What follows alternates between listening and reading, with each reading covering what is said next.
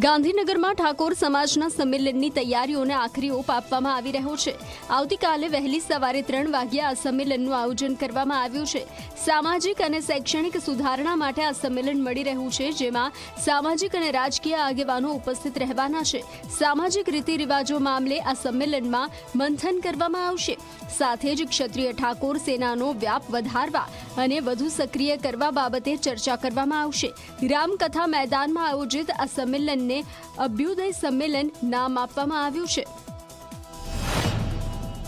અભ્યુદય શ્રેષ્ઠ સમય, આવનારો શ્રેષ્ઠ સમય, આવનારો સારો સમય અમારી રાહ જોઈ રહ્યો છે અને એના માટે સરસ્વતી ધામનું નિર્માણ કરવા જઈ રહ્યા છે, જ્યાં યુપીએસસી જીપીએસસીના ક્લાસો હશે, જ્યાં અદ્યતન લાઇબ્રેરી હશે, જ્યાં સારી હોસ્ટેલ હશે, 2000થી વધારે દીકરા દીકરીઓ રહી શકે, જ્યાં પ્રી ભરતી તાલીમ સેન્ટર હશે, જ્યાં વિદેશ અભ્યાસ કરવા માટેની વ્યવસ્થા, જ્યાં સરકારી યોજનાઓની સંપૂર્ણ માહિતીની અમલવારી કઈ રીતે કરાય એના માર્ગદર્શનનું હશે।